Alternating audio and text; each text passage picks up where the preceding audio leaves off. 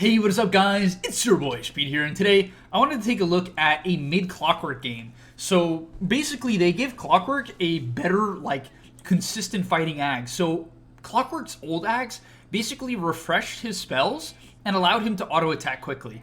But even though this was a really good Aggs, and especially for support Clockwork, it was extremely good, for core, it was a little bit underwhelming, right? But now, if you don't know what his Aggs does, basically it upgrades your abilities. So if you're inside of cogs, you get 250 attack speed, which is extremely notable. You hit so hard.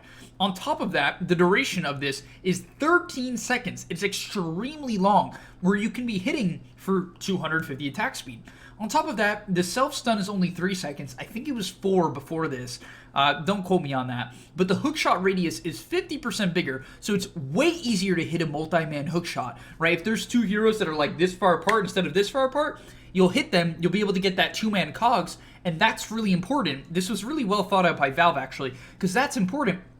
Because the hookshot lasts twice as long, so you can guarantee you're going to get them both in the cogs, whoever you hit with the hookshot, and then when you battery assault, it hits everyone in the area. Usually battery assault only hits one target, it hits everyone. So this really synergizes extremely well, because on top of that, rocket flare cooldown also gets decreased to 3 seconds, and you shoot out 2 bonus rocket flares.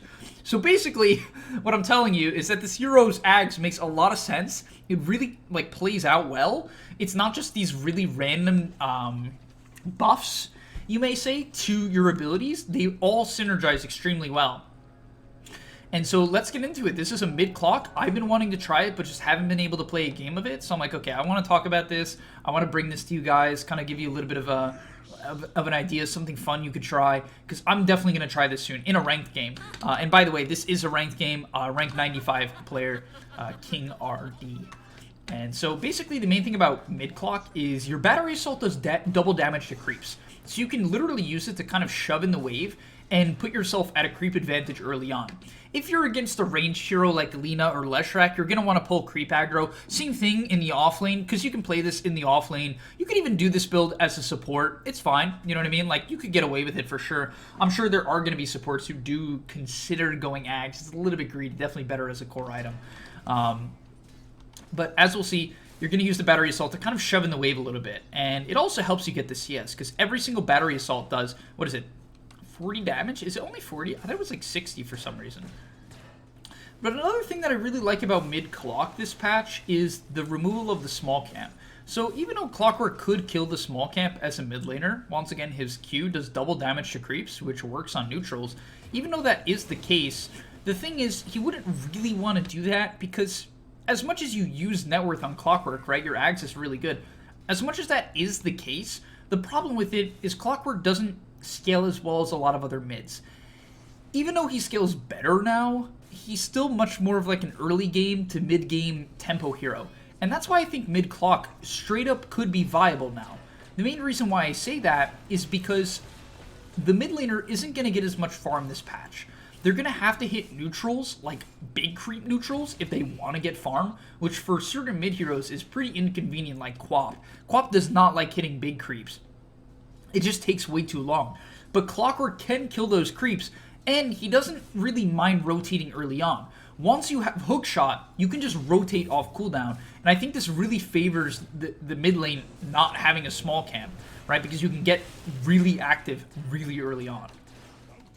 And for the most part, you're just going to be queuing out the creep wave and then contesting runes. The early game's pretty straightforward. I don't want to focus on it too much. The only niche thing you can do is use cogs to secure the range creep, right? You can basically push the enemy away when they're trying to deny it, and you can also do it to deny creeps, right? Let's say the enemy is going up for your range creep. You can cog like right here, push them away, and get a free deny. So I honestly think taking cogs over battery assault at level 1 is viable and a cool strategy, because it can be used in multiple different ways and is very flexible in that regard. However, having rocket flare early on helps you secure range creeps, and battery assault helps you shove in the wave, so I typically wouldn't recommend it.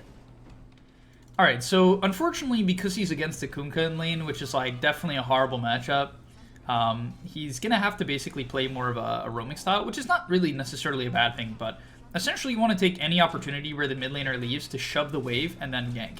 Like, you don't want to just follow the ganks around. For instance, you saw how Kunkka went bottom there. He's not going to respond. He's just going to shove in the wave.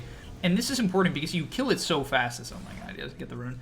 You kill it so fast that you can then rotate really quickly after. And Battery Assault has such a low cooldown at 18 seconds at max that you can easily use it to clear the wave and then have it for the gank as well, as we'll see him looking to go to the top side of the map. And you basically want to make the same rotation every game. If you have hookshot, you go to the side lane, as they're going to find a nice double kill for himself. That's really going to help him get back into the game, as then he might look to go back mid. Okay, Kunkka actually shifts in. No. Checks the Kunkka. You are really good against these like melee heroes early game. You just shred them as he finds the Ogre. That might be a solo kill. Alright, not a solo kill, but pretty close to it. And this is the thing. Even though Kunkka dominated him in lane, Clockwork in the early game is a menace, right? Battery Assault is one of the highest damage nukes in the game, straight up. It is like 1,000 damage. If you keep it on the same target, it's an 1,000 damage nuke. That's more than Finger of Death. As they take out the Kunkka, it's going to look for the Bristle. Probably not going to be able to commit on this. Oh, yeah. Oh, they have? Okay, wow. And there you go. That is the power of Clock. Just constant damage. Because you have to keep in mind, Battery Assault is an 8-second cooldown. It's actually a 9.5-second cooldown. The duration is 10.5. Cooldown's 18. That means, like, in these early skirmishes, you're constantly throwing out these 1,000 damage nukes, if you want to look at it that way. And so, yeah, beautiful fight from him. All of a sudden, catching back up towards that Kunkka, who definitely dominates him in lane. I will admit, if there's one reason why I think this hero is a bit meh, is its laning is a little bit weird. It's definitely a little bit weird. I think in the side lane where you can pick on, like, weak supports, it's honestly a bit better. So I think if you are going to play this, it's fine mid and it's good mid because, as I said, you can shove out the wave, get that early level 7, get a rune, rotate, right? And it's good in that regard as he's going to look for the... Oh, okay, he'll kill him anyway. Nice. And he's actually rushing Ags. Alright, so we're going to see our first Ags rotation come out. And really the big thing that's impressive here is how good it is at helping you kill people that are in waves. So a big way to defend yourself against Clockwork is to run into a creep wave for obvious reasons. It splits up the Battery Assault damage and makes it hard to hookshot. But that is not the case with the Ags because it allows you to kill off the wave. You'll see that the Battery Assault hits the entire creep wave. Kind of an interesting way to farm as well. If you want to clear up stacks, you could pop your Ags to do it. It is pretty mana intensive as it's 150 mana and you don't really have a mana pool. But he's going to look for the cogs. And unfortunately, it doesn't look too great here. What I mean by that is he's hitting for a bonus 250 attack speed for 130-ish damage, which is good. Like, it's quite a bit of damage.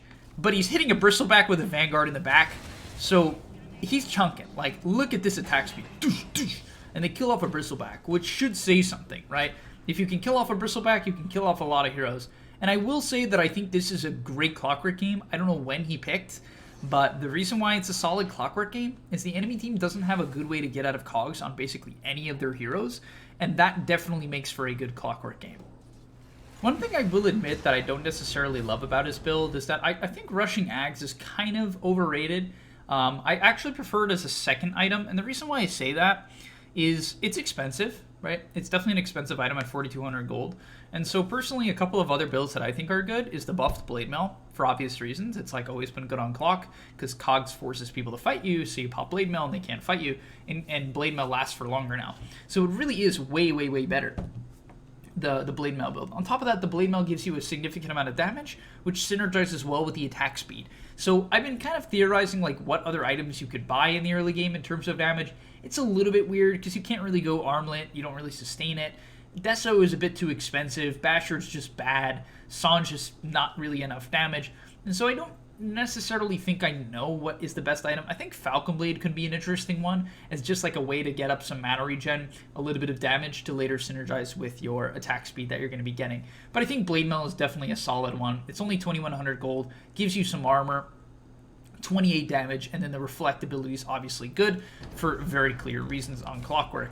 And because, as you can see here, the Ags is definitely countered by BKB, right? As much as you do, like, you can hit, right? Because you can see here, he's clicking this guy. You can kind of click through BKBs, so you sort of counter BKB heroes to some extent. But the thing is your Battery Assault isn't going off. On top of that, I think he makes a bit of a mistake in this engagement, where he's not flaring enough. At least that's what it seemed like. Okay, I understand. So basically you need to be really careful. This is actually, I'm glad I'm learning this, because this will help me and hopefully help you guys too. you don't want to flare before you use your overclock, because then it goes on cooldown for the full duration, which is a little bit weird. I feel like it should reset it, but I guess that's reasonable, because for this entirety of the duration, he can't flare. And that's a big upside, because flare is, what is it, 200 damage on a very, very low cooldown, right? What is it, 3 seconds? Yeah, it's a 3-second cooldown. You get to shoot out 4 flares if you execute on it properly. 4 flares. That's 800 massive AoE damage. That's insane. Like, that's insanely good, right? So he messes up hard here, losing a huge amount of his damage, because he could just be firing off a flare here, giving vision, and just so you see what the flare looks like, I think we'll see it briefly at the end here as he shoots one off. It basically flares in a bunch of side directions as well. So it shoots one in front, one to the right, one to the left. A lot of vision, a lot of damage. Casual 150 onto the Doom here on only a 3-second cooldown, which once again is a lot of magical damage. It is a ton of magical damage. So don't lose that aspect of the Ags. It arguably might even be the best part in the early game. It might be the best part in the early game is the rocket flare damage and consistency of damage. Alright, and getting to one of the last fights of the game, we're going to see the rocket flares really put into use here. So, unfortunately, he didn't really get to go to a right-click build. I think, like, as the game progresses, even if the game slows down and you have to farm, it's really not that bad. You farm creep waves, neutrals very quickly, and you can scale. And then you can go into something like a BKB Deso Basher build and just, like, straight-up right-click people when you cog them. And it's great. And you scale really well with talents too, because you get battery assault damage at 15, you get power cogs leash units inside. So for instance, if you go on a Quap or a Void Spirit, you actually can kill them, where in the past you just straight up couldn't. You actually have an option to kill heroes that straight up countered Clockwork in the past. And then finally, level 25, you take spell immunity inside of power cogs. As tempting as the battery assault interval is, I don't recommend it, only because of how broken spell immunity inside of cogs is. You have to understand, cogs is an 8-second duration on a 15-second cooldown, which basically means if you have a BKB in the late game, you're going to be BKB'd for, assuming you don't overlap the BKB in the cogs, like the majority of the fight, for like 20 seconds straight, you can be BKB'd. And it's huge. It's absolutely massive what it allows you to do and how active and consistent you can be in fights. Because otherwise, you're going to have to kite out when your BKB ends, but you just don't with the other talent. And if you're going a right-click build, the Deso and the Basher, then you could right-click for way longer. Unfortunately, misses the hook there, but now we can see the flares come out. And it's really cool because even in a creep wave, he's able to kill off the Ogre. It messes up quite a bit here, but the flares just going crazy as he cancels the Shaker Blink over and over again. Another funny part about it is you can just cancel Blink Daggers like crazy. So even if you don't necessarily use it for the hookshot benefit, right, the extra stun duration and the radius, you can just use it to cancel blinks and flare the backline for vision purposes as well. As it's definitely good for that, like there's no doubt. So a very versatile build. He decides to go for more of a utility build, which I think can be good. You can go something like Blade Mail Ags into Wraith Pact as well, or like a Force Staff, and you can just play as more of like this utility guy who's really annoying. I think mainly what I'm going to try, and I'll bring a video when I do try it, is like a hard right-click Clockwork build that really plays to scale. You're not going to go like Deso first item because that's just unreasonable and useless in the early game. That would be stupid. But you could go it later on with the attack speed. But alright, thank you guys so much for watching. I hope you enjoyed. Last note, I think going BKB after Ags is probably the best build in most games. Just as a heads up, because you do so much damage, you just don't want to get stunned, so you can't flare, you can't use your attack speed. So generally, I think the build should be Ags into BKB. That will be the most consistent build. Thanks so much for watching. I hope you enjoyed. Subscribe to the channel if you like these types of videos, and I'll see you in the next one. Peace! The same bug has been flying around my room for like the last 5 days. I gotta kill this thing.